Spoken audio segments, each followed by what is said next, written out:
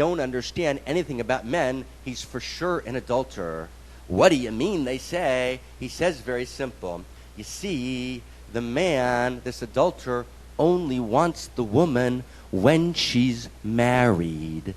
And if the husband eats the cookies, there's no more husband. She's not married anymore. And the nature of male psychosexual desire is his interest is in boundary breaking. He wants her when she's married. So therefore, he's probably an adulterer. That's why he needed to keep the husband in the picture. All of you engaged in adultery at this moment, think about that. Okay. But no show of hands, please. This is not a sharing session.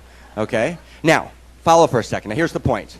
And the Talmud then concludes that passage by saying the following. D'Amar Rabbi Yitzchak, Rabbi Isaac said, this idea that the man only wants the woman when she's married is the source of the verse, Mayim gnuvim yumtaku v'lechem starim yin'am, stolen waters are sweet, and says the Talmud, miyom shenechrav beit hamikdash. And this reality in the world only became true from the day the temple in Jerusalem was destroyed. From the day the temple in Jerusalem was destroyed, nitla tambia v'nitna le'ovrei avera. Right? The radically available, easily accessible power of erotic sexuality was taken out of the frame of licit sexuality and made more easily available, accessible, right, in the realm of illicit sexuality. That is, says the Talmud, the demarcating feature of the fall of the temple in Jerusalem. That's a very strange claim to make. Right? What the Talmud is saying is that somehow or another, the fall of the temple in Jerusalem, which you're beginning to understand, I think, is a mythic event. It's not about a particular building in Jerusalem being destroyed at a particular time. The fall of the temple is a mythic event. The fall of the temple signals, now stay with me, signals a change in the nature of sexuality and the nature of psychosexual desire. Right, in the nature of relations, something essential shifts in the world, right? And there's this move from the ability to find deep and profound satisfaction in boundaried sexuality towards a great and overwhelming desire and perhaps only an ability to find sexual satisfaction in boundary-breaking sexuality. And that shift, are you with me? You with me? Right, do the work, okay? Right, no easy listening here, okay? But it's perfectly followable. Okay, kind of sometimes when we kind of go to like the Omega Epsilon, kind of world, we say, okay, if we're not chanting, right? No, I don't use my mind. I just experience it in my body. That's bullshit. Okay, right? Any real enlightenment always has to engage body. Got to experience it in your body. God in the first person. It's got to be interpersonal. God in the second person, second face of God. It's got to be conversation, and you've got to use mind. You've got to use all three. Right? To exclude any one of the three is to deface the divine. So I invite you to listen with your emotion. Listen interpersonally within yourself. Listen with your body and listen with your mind. And it's gentle step by step. If you get lost at some point, just that's okay, let it go. Step into the next point. Right? You actually can do it and it's gorgeous. Okay? So we've got this image. We're at the end of step one. The image is we're looking for the Grail.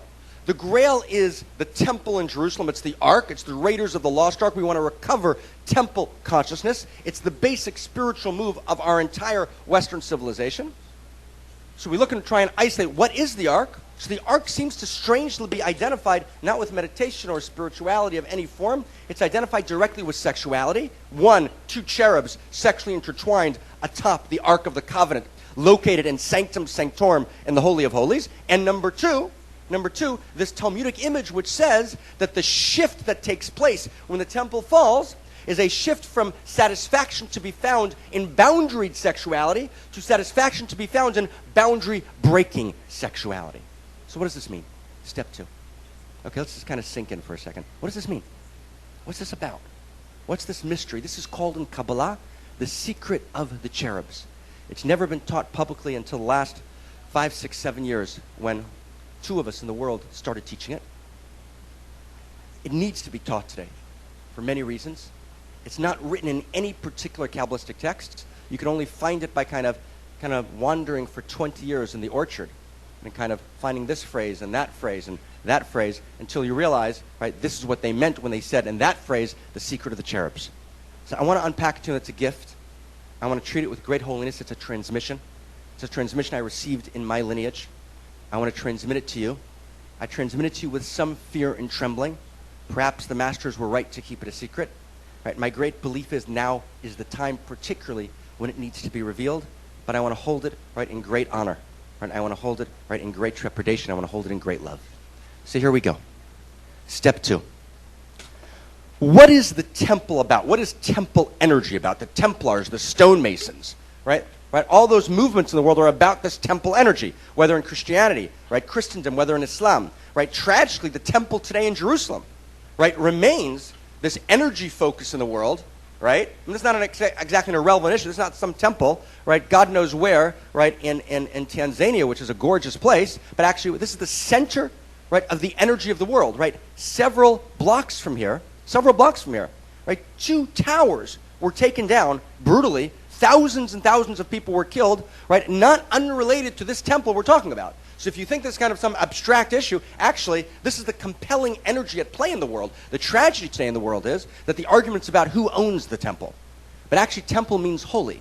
And holiness and ownership are opposites. Did you hear that? You can't own the temple. The word temple in Hebrew is mikdash. It's the holy. You can't own the holy.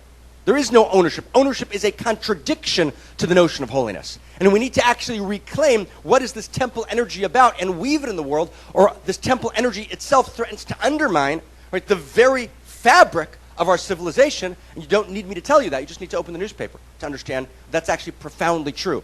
So it's actually time, right, to shift something in the cosmic fabric and to try and reclaim, right, what is, right, this temple energy. Okay.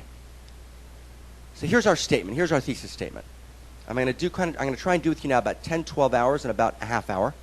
So we're just going to kind of dance a little bit, okay? Here's our thesis statement. Step 3. Here we go. Step in if you can, please.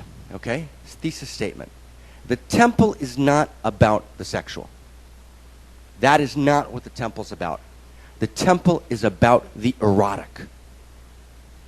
And about a particular relationship between the sexual and the erotic. Now hold with me. What's eros? It's a Greek word, right? From Plato's Symposium. What is eros? What does the erotic mean? Right, when you tell someone erotica, what do they think immediately? Sexual. Right? Those words are confused, right, in our society, and that confusion is the source of exile and of pain and of alienation and of loss of consciousness. Let's do a clarification here. What is the erotic? If you will, I'll tell you a story. Actually, I'll tell you a beautiful Buddhist story that I heard about a year and a half ago, a new version of it. I was in Dharamsala, Baksu Dharmkat, and the Dalai Lama had invited me there to spend a day dialoguing with him about Buddhism and Hebrew wisdom. And one of the people in his circle, right, told me this version of the story, not about the Dalai Lama, but about his father, right? Apparently, this version goes. And apparently what had happened is a particular Chinese kung fu master, right, a particular Chinese kung fu master had come to Tibet and was walking the back roads of Tibet, and 7, 8 monks would try and stop him. He was violating a whole series of Tibetan laws, and before they knew it, they were on the ground, right, fully broken-boned, right, destroyed, and he had just kind of barely moved. And there was great fear. Until finally, the Chinese kung fu master is invited by the Dalai Lama, who was then 10 years old, right, to visit in Padalya, to visit in the Dalai Lama's palace. Enters the palace. You know, all the monks are kind of gathered around. And he bows, you know, a bare bow before the Dalai Lama. They look at each other. And the Dalai Lama says, you know, please show me your dance, right? You're set to incarnate Shiva. Show me your dance of destruction. And so he doesn't move. Dalai Lama feels kind of like a little wisp of air. He says, now please show me your dance. And he says, my dance is over. It went so fast you weren't able to see it. But in my dance, what I could have done, and he goes through marking the absolute destruction he could have wrought on the Dalai Lama's body. The Dalai Lama looks at him. And this was told to me by Lak Dorsala, the Dalai Lama's assistant. He says to him, you know, I have a champion, actually, who can best you. So kind of all the monks kind of shrink back, right, hoping he's not talking about them. And he says, well, if you can, bring him forward, and if this champion bests me, I will leave Tibet and return to China. And so out walks, you know, about 25 minutes later, the old dancing master of Tibet.